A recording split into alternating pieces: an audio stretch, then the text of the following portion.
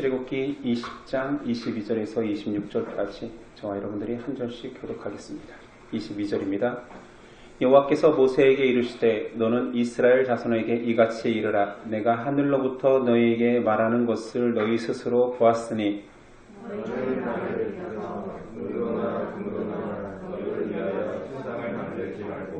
내게 토단을 쌓고 그 위에 네 양과 소로 네 번제와 화목제를 드리라. 내가 내 이름을 기념하게 하는 모든 곳에서 네게 임하여 복을 주리라. 내가 내게 돌로 재단을 쌓거든 다름은 돌로 쌓지 말라. 내가 정으로 그것을 정하면 부정하게 하느니라. 너는 층계로 내 제단에 오르지 말라. 네 하체가 그 위에서 드러날까 함이니라. 아멘. 오늘 말씀의 제목은 축복이 쏟아지는 자리. 오늘 말씀은 십계명을 수여받은 직후의 내용입니다. 십계명 이후에 하나님께서는 다시 한번 율법의 기원에 대한 재강조로 시작하십니다. 22절 여호와께서 모세에게 이르시되 너는 이스라엘 자손에게 이같이 이르라. 내가 하늘로부터 너희에게 말하는 것을 너희 스스로 보았으니. 율법은 이스라엘의 지도자 모세가 통치하기 편하거나 합리적으로 통치하기 위해서 개인이 만든 것이 아닙니다. 율법은 하나님께서 친히 말씀하여 주신 것입니다. 그 표현을 말씀에는 너희 스스로 보았으니 라는 표현을 빌려서 하늘로부터 직접 백성들에게 들려주었다라는 강조 표현이죠. 왜 하나님께서는 자신을 직접 드러내지 않고 말씀을 통하여 계시하셨을까요? 그 내용을, 그 답을 다음 절이 알려줍니다. 하나님께서는 자신의 모습을 잠시라도 보여주었더라면 그 모습을 형상화할 사람들을 너무 잘 아셨습니다.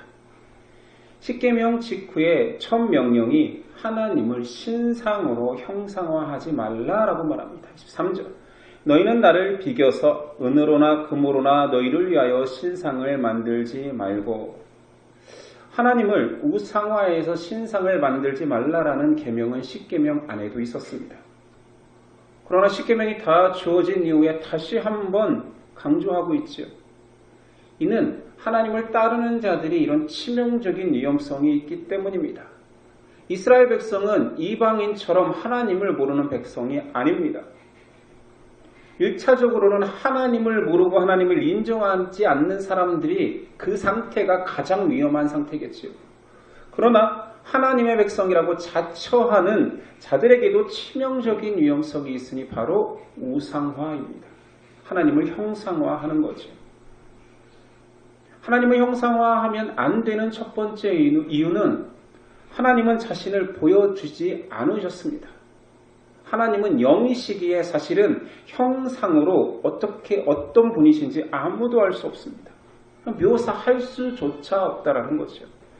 두 번째 이유는 설사 하나님이 자신을 보여준다 할지라도 그 하나님을 형상화할 능력이 사람에게는 없습니다. 천지의 창조주를 작고 작은 피조물이 어떻게 묘사할 수 있단 말입니까? 만약에 한다라면 하는 순간 하나님의 형상은 왜곡될 것입니다. 그런데 사람은 계속 합리화합니다. 귀한 것으로, 내게 가치 있는 것으로 형상화하면 괜찮겠지라고 생각합니다. 그래서 세상에서 제일 귀한 은과 금을 가지고 하나님을 형상화하면 그 귀한 것들로 한다라면 하나님께서 기뻐하실 거라고 착각합니다. 은이나 금이 사람에게나 귀하지 하나님에게도 귀하겠습니까? 하나님 앞에 은과 금이 티끌과 모래와 뭐가 다르단 말입니까? 사람들은 자신에게 귀한 것을 절대자에게 드리면 당연히 절대자가 기뻐하고 감동해야 된다고 생각합니다. 자신의 방법, 자신의 가치로 하나님을 경배하고 예배하면 하나님은 당연히 내가 귀한 것을 드렸으니 당연히 받아야 된다라고 착각합니다. 이것을 제가 한 두 가지로 정의하는데 두 가지 나름 신앙이라고 제가 정의해봤습니다. 첫 번째는 어설픈 나름 신앙입니다. 무지에서 오지요. 내 신앙이 이 정도면 천국 갈 수 있을 거야 라는 나름 신앙입니다. 그래서 기준을 자신이 정했기에 절대로 더 하나님을 알려고도 더 성숙하려고도 더 사랑해 보려고도 하지 않습니다. 그냥 최소한의 내 기준만 잘 지키면 된다라는 식입니다. 그리고 이런 자들에게도 사실 귀함은 있어요. 언젠가는 나도 잘 믿겠지라는 생각을 합니다. 그러나 지금은 아니라는 것이지요. 두 번째 나름 신앙은 나름 헌신된 신앙입니다. 교만에서 비롯됩니다. 나 정도면 저 사람보다는 괜찮지 않나? 누구보다는 내가 더 괜찮은 신앙 아닌가라고 나름 생각합니다. 그 사람에게는 나름 자랑할 것도 간증할 것도 존재합니다. 한때 나도 아름다운 헌신을 했었지.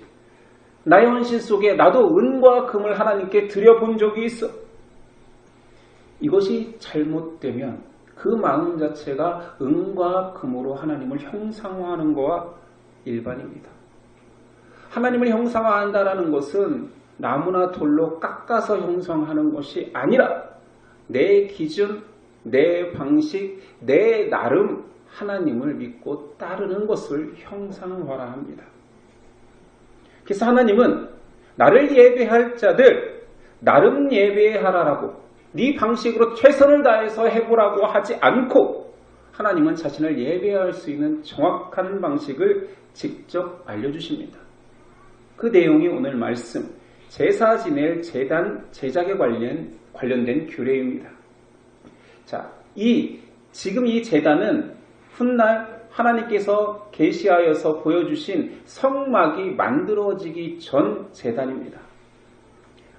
이 제단에서 제사를 드리는 규례를 알려주실 때 동일하게 율법과 또는 성막, 성전이 가지고 있는 초점과 동일합니다.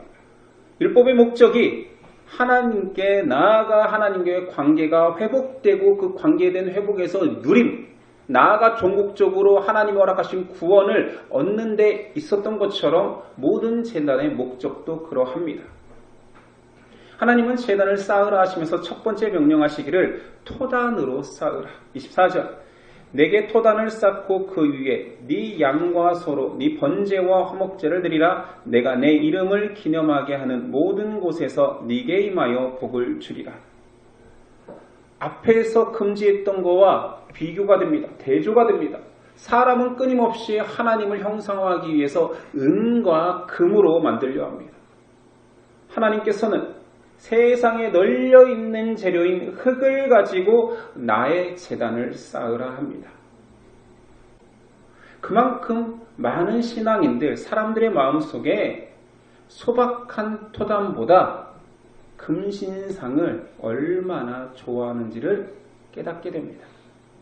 두 번째 하나님의 명령은 제단을 돌로 다듬어 쌓지 말라. 25절 네가 내게 돌로 제단을 쌓거든 다듬은 돌로 쌓지 말라. 네가 정으로 그것을 쪼면 부정하게 함이니라. 은금으로 하지 말고 흙으로 하라고 하니 흙의 종류인 돌로 쌓되 화려하게 아름답게 깎아서 제단을 쌓아야 합니다. 그리스 로마 유적지는 얼마나 아름답고 거대한 신전이 많습니까? 출애굽 당시의 고대 사회에도 신전들이 있었는데 전부 다 화려하고 정교하게 돌을 깎아 세웠습니다. 하나님께서는 나의 방식으로 내가 원하는 대로 이렇게 제단을 쌓으라 하는데 사람은 끝까지 하나님이 하지 말라는 것들을 거역하면서까지 자신의 가치, 자신의 허례의식을 벗기가 너무 힘듭니다. 하나님의 명령을 어기면서까지 하지 말라고 했는데도 돌을 깎아서 인간의 오염된 가치로 하나님을 예배하려고 합니다. 그것이 죄성이죠. 세 번째 하나님의 명령은 제단의 층계를 만들지 말라. 26절 너는 징계로 내 제단에 오르지 말라. 네 하체가 그 위에서 드러날까 함이니라. 첫 번째 이유는 제사장 제단을 맡은 사람들이 하나님께 제단으로 갈 때에 올라간다라는 것은 그 당시에는 속옷을 입지 않았기에 하체가 드러나는 거예요. 성경에 벌거벗음은 죄의 수치를 상징합니다. 그러므로 초기 제단을 만들 때 계단을 만들지 마라. 벗은 몸으로 내 제단 앞에 나와서 예배 드리지 말라 했습니다. 훗날 성전에는 분명 계단이 존재합니다. 그때에는 속옷을 착용했습니다. 두 번째 이유는 이 두 번째 이유가 더 중요하죠. 층계를 만들기 시작하면 흙으로만 만들면 괜찮다고 그러면 높이 쌓아야지. 높이 쌓지 말라라는 말입니다. 제단 자체가 우상화될 것을 염려하셨죠. 재밌지 않습니까? 은금으로 만들지 말라 했더니 돌로라도 정교하게 깎아서 만들고 싶어 합니다. 돌로 깎지 말라 했더니 그러면 높이라도 쌓으려 하는 사람의 우상화되려는 형상화시키려는 그 속성을 너무 잘 드러내고 있습니다. 사람의 무서운 점은 하나님을 사랑하니 하나님의 말씀에 순종하는 것이 아니라 하나님과 말씀에 상관없이 하나님의 뜻에 상관없이 나의 욕망을 투영하는 대상으로 절대자를 전락시킬 수 있는 존재가 바로 사람입니다. 많은 사람이 신앙하고 많은 사람이 교회에 다닌다 하지만 형상화된 하나님을 내 방식대로 내 나름 믿는 사람들이 얼마나 많을지 생각해 봐야 됩니다. 제 친척분 중에 한 분 이야기를 하려고 합니다. 구체적인 포지션은 말하지 않겠습니다. 좋지 않은 예화니까. 제가 목사이다 보니 만날 때마다 그분이 교회 다니시다가 교회를 떠난 이유를 계속 이야기합니다. 한 7, 8번 들었어요. 이분은 저에게 그렇게 자주 했는지 모를 거예요. 근데 만날 때마다 하십니다. 자신이 안수 집사 때 교육부 부장이었답니다. 교회에서 열심히 2등가라면 서러워할 정도로 정말로 열심히 했대요. 본인 말이지만. 그래서 아마 자신이 장로 투표를 하면 1등으로 당선될 거라고 확신했답니다. 근데 막상 장로 선출을 했더니 봉사도 하지 않던 부자 교인이 장로가 되었답니다. 그래서 그때부터 교회 다니지 않기 시작했대요. 이것이 정당성을 항상 이 얘기를 하는 거예요.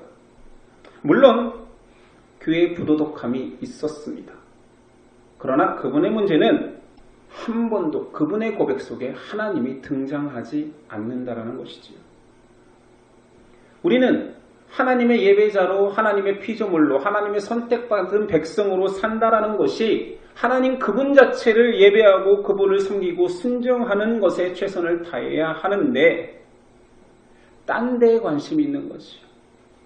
내 종교성, 내 열망, 내 가치를 추구하는데 신앙하는 데 문제가 있습니다. 이런 사람의 종교성을 증가시키고 발현하는 이 사람의 죄성을 알기 때문에 종교개혁자들은 믿음이 아닌 종교성을 고무시키는 성상과 성화를 교회 내에서 금지시킨 것입니다. 그 모든 요소들은 굉장한 가치를 하나님께 드리는 것 같지만 사실은 자기를 추구하는 것이며 하나님의 영광을 가리기 때문입니다. 자, 오늘 말씀 하나님의 제단에서 드리는 두 가지 제사는 무엇입니까? 번제와 화목제입니다. 번제의 원어는 올라라는 뜻입니다. 뜻도 한글하고 비슷해요. 위로 올라가다, 올라, 번제라는 뜻입니다. 번제의 첫 번째 의미는 희생 제물에 잡아서 피 흘리는 것입니다. 히브리서 9장 22절. 율법을 따라 거의 모든 물건이 피로써 정결하게 되나니 피 흘림이 없은즉 사함이 없느니라. 피는 생명을 뜻합니다. 피가 있는 제사를 통하여서 자신의 죄와 허물을 전가하여서 그 제물에 희생됨으로써 하나님과의 관계가 회복된다는 뜻이죠. 두 번째 번제는 그 피 흘린 제물을 오롯이 다 태워서 연기로 하나님께 흠양합니다. 하나님을 향한 성도의 온전한 헌신을 뜻합니다. 두 번째 화목제, 쉘렘이라는 뜻은 우리가 알고 있는 샬롬에서 파생된 단어입니다. 뜻은 평화죠. 화목이죠. 그래서 화목제라 이름되었습니다. 하나님과의 원수된 관계가 끝나고 이제 회복된 교제의 제물인 것입니다. 하나님과도 회복되었고 이제 죄인이 아닌 사람과 사람, 하나님 백성과도 회복되었다는 것을 강조하는 제물이지요. 화목제가 되었던 번제가 되었던 그 제물의 의미는 하나님의 제단 앞에 드림으로 인하여서 내 피와 눈물, 죄와 허물을 하나님께 온전히 태운다. 죽을 수밖에 없는 내가 이제 용납받았다, 화목되었다, 이런 관계의 회복에 초점이 있습니다. 근데 제가 신앙생활 하다 보니 성도들 중에 가정재단이라는 표현을 쓰는 분들이 있어요. 묘사하기도 저는 가정의 재단을 쌓고 있어요. 저분은 가정재단을 섬기고 있어요. 이런 표현을 쓰는 거예요. 도대체 그 재단은 뭘까? 아니, 예배당이 있는데 가정재단은 뭘까? 신방 가서 알게 됐어요. 기도하는 자리가 있다라는 것 같은데 굉장히 독특해요. 제사상을 차린 것처럼 인위적으로 집안 안에 제단을 쌓았어요. 물론 기도하기 위함이죠. 그러나 그분들과 교제하면서 느낀 것은 정말 많은 시간 기도하는데 그 모든 기도가 간구입니다. 오늘 제단에 드려야 될 것은 번제와 화목제인데 오롯이 간구만 있는 거예요. 다 이루어달라는, 심지어 사람들에게 내가 가정재단을 쌓고 있으니 너희 기도 제목을 다오, 네가 지금 갈급한 걸 다오, 내가 제단에서 하나님께 향기로 드리면 하나님이 응답하신다. 그래서 그분들을 표현할 때 영파, 기도파, 신령한 자들이란 용어를 써요. 저분은 영파야, 저분은 기도파야, 가정재단이 있어. 도대체 이게 언제 생긴 건지 모르겠습니다. 하나님은 바른 제단의 방식을 알려주셨고 그곳에서 바른 제사를 드릴 때의 복을 약속하셨습니다. 하나님을 경배하기 위하여서 세워진 제단 가운데에 복을 주겠다라는 약속이죠. 그 제단에 나오는 자들은 하나님과의 관계가 회복된 자들을 상징해요. 그 자리는 회복의 자리예요. 하나님의 주권을 인정하고 하나님이 나를 만드신 분입니다. 나의 주인이십니다. 합당한 영광을 받으소서. 그렇게 우리가 마음껏 하나님을 주인의 자리에서 섬김의 종으로 하나님을 경배할 때 하나님께서 기쁨으로 기꺼이 축복을 주신다는 거죠. 복을 주신다는 거죠. 회복이 있어야 복이 이루어집니다. 바르고 진실해야지만이 하나님께서 그 자리를 복의 자리로 선언하는 거지요. 이 복은 현세와 내세를 아우르는 복입니다. 구원이 있으니까.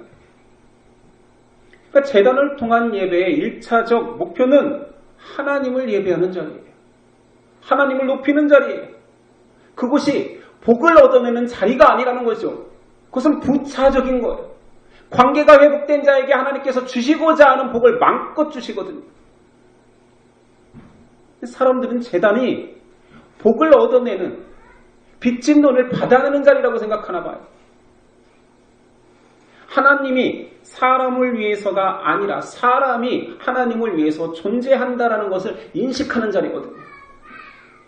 그런데 제단을 쌓고 끊임없이 자신을 위해서 신앙하고 자신을 위해서 제사하고 자신을 위해서 기도합니다. 하나님은 복 주시기로 약속했습니다. 그러나 단서가 있지요. 하나님은 예배하는 모든 자들, 제사하는 모든 자들에게 복을 주시는 것이 아니라 하나님의 방식대로 바르게 예배하고 하나님과 관계를 회복시키는 자들에게 한량없는 복을 주십니다.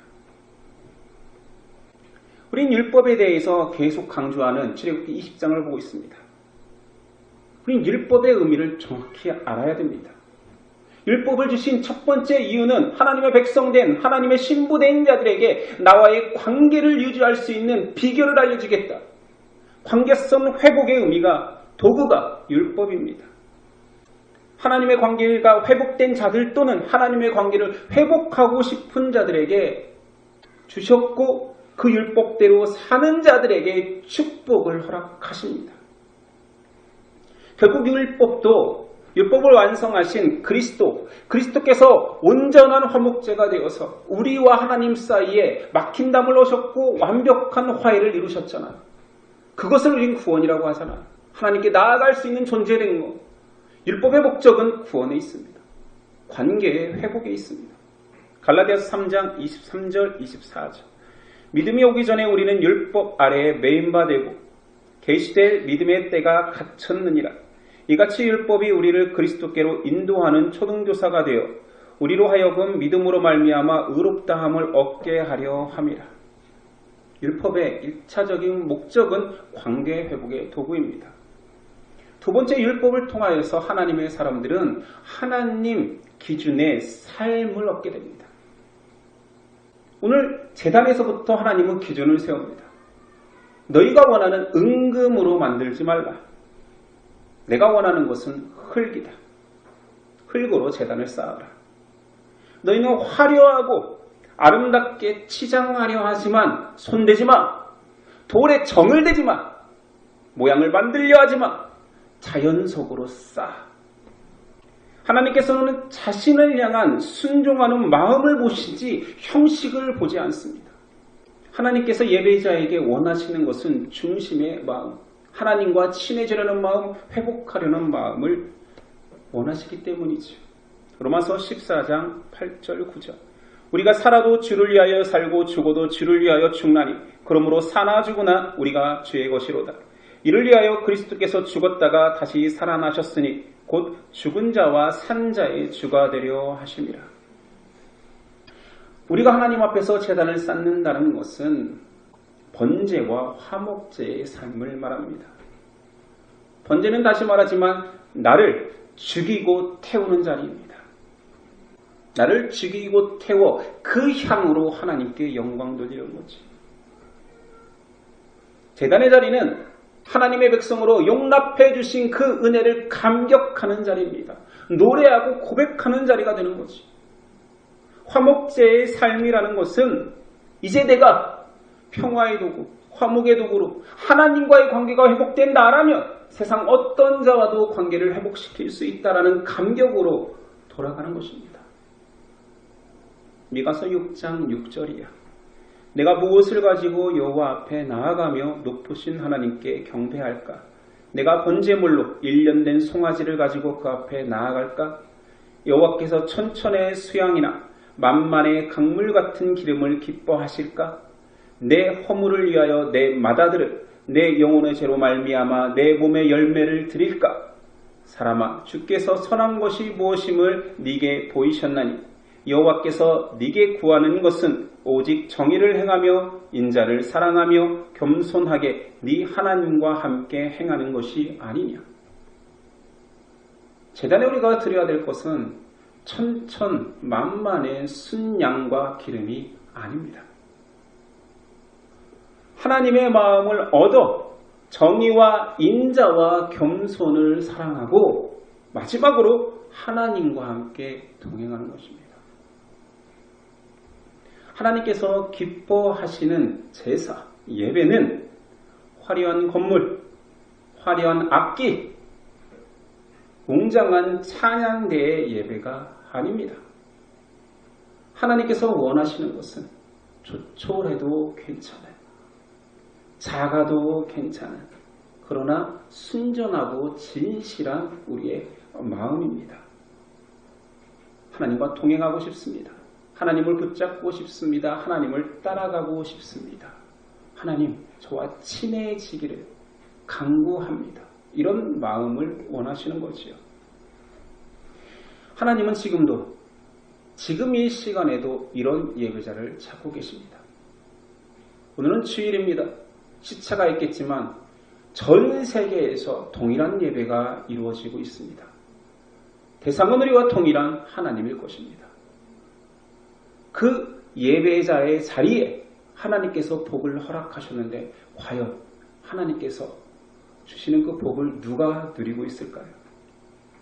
하나님이 원하시는 방식으로 하나님이 기뻐하시는 예배자에게 하나님은 복을 한량없이 주십니다. 하나님은 자신의 제단에 피우는 자를 축복하겠다라고 약속하셨습니다. 사람이 그렇게 좋아하는 복, 물론 주십니다. 약속하셨으니까 주시겠지요. 그러나 무조건 오면 다 주겠다라고 한 적이 없습니다. 계속 너의 방식이 있으나 그 방식이 아니고 내 방식으로 해라. 오히려 하나님이 하라는 방식이 아닌 방식으로 하나님을 예배하는 자들, 제단 앞에 나오는 자는 더 큰 죄가 있다. 화가 있다라고까지 말씀하십니다. 그럼에도 우리는 계속 나의 방식, 나의 뜻대로 하나님을 예배하고 내가 예배하면 하나님 기꺼이 기뻐해야 되는 거 아닙니까? 기꺼이 받아줘야 되는 거 아닙니까? 내가 이 많은 헌신을 하나님께 했는데 은과 금을 드렸는데 하나님 감격하여서 은과 금의 두세 배의 축복을 더 허락해야 되는 거 아닙니까? 라고 항변할지도 모릅니다. 전 세계의 크리스찬들, 그리스도인들이 넘쳐나는데 왜 세상은 변하지 않을까요? 교회에 다니는 사람, 하나님을 믿는다 고백하는 사람이 많을 뿐이지 하나님이 기뻐하시는 예배자는 적기 때문입니다. 이건 제가 제 안목으로 확증하는 것이 아니라 구약성경, 신약성경 전체에 항상 그래왔습니다. 입술로 고백하는 자는 많았으나 마음을 드리는 자는 극소수였기에 지금 시대에도 그렇게 많다 할 수는 없을 것입니다. 하나님은 복 주십니다. 그러나 모든 예배자가 아니라 하나님께서 원하시는 바른 예배와 하나님께 마음을 드릴 수 있는 자에게 무한한 축복을 주십니다. 예수님, 하나님이 기뻐하시는 바른 예배의 자리, 축복의 자리를 사모합시다. 복 달라고 형통하게 해달라고 하나님은 그래야 되는 거 아니냐고 묻기보다 혹은 이런 복조차도 기대하지 않는 사람이 아니라 나는 축복받아 마땅합니다. 축복의 자리에 앉겠습니다. 바른 예배자로 살겠습니다. 고백하는 저와 여러분 되었으면 좋겠습니다. 기도하겠습니다. 우리에게 주실 수 있는 복을 마음껏 주시는 하나님, 심지어 내세의 복까지도 약속하신 하나님, 영원한 기업을 우리에게 주시겠다라는 하나님, 그 복의 자리가 하나님께서 선언해 주셨음에도 우리는 그 복의 자리 언저리를 돌며 복 비슷한 것, 세상의 가치와 세상의 기준의 복으로 하나님의 축복의 자리를 앉으려 하지 않습니다. 하나님, 이제 진실로 축복된 자리에 하나님께서 기뻐하시는 제단 앞에 제가 나아올 수 있도록 우리 예심이 순결하게 나아갈 수 있도록 믿음 주시옵소서. 하나님을 예배하는 곳에서 내가 번제물이 되겠습니다. 하나님이 원하시는 곳에서 제가 화목제가 되겠습니다. 고백하는 우리 되기를 원합니다. 그러나 하나님은 우리를 죽이지도 태우지도 않으셨습니다. 나를 위하여서 어린 양 예수 그리스도께서 번제와 화목제물이 되셨습니다. 그 기쁨의 자리, 그 감격의 자리, 그 믿음의 자리를 우리가 기억하고 돌아가 황송한 은혜를 높여드리며 고백하는 저희 되게 하여 주옵소서. 복을 사모합니다. 그러나 하나님과의 관계가 회복되는 곳에 임하는 복을 사모하겠습니다. 예심을 그리로 인도하여 주옵소서. 예수 그리스도 이름으로 기도드립니다. 아멘.